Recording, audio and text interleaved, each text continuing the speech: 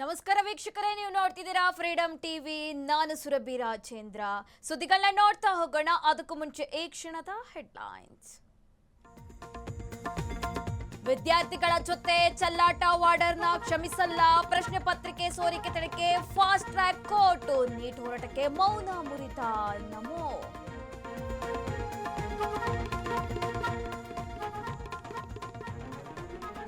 ದೆಹಲಿಯಲ್ಲಿ ಹಿಂಸಾತ್ಮಕ ಹೋರಾಟ, ಹದ್ದಿನ ಕಣ್ಣಿಟ್ಟಿರುವ ಕಾಕಿ, ವಿದ್ಯಾರ್ಥಿಗಳ ಹೋರಾಟಕ್ಕೆ ಮಣಿಯುತ್ತಾ ಕೇಂದ್ರ ಸರ್ಕಾರ.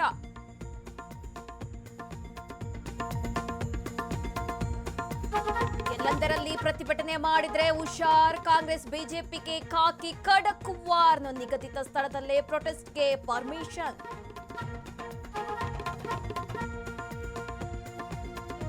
ಬೊಮ್ಮಸಂದ್ರದ ಪಿಜಿಯಲ್ಲಿ ಸಿಲಿಂಡರ್ ಸ್ಫೋಟ, 10ಕ್ಕೂ ಹೆಚ್ಚು ಜನರಿಗೆ ಗಾಯ, ಬೆಂಕಿ ನಂದಿಸಲು ಅಗ್ನಿಶಾಮಕ ಸಿಬ್ಬಂದಿ ಹರಸಾಹಸ.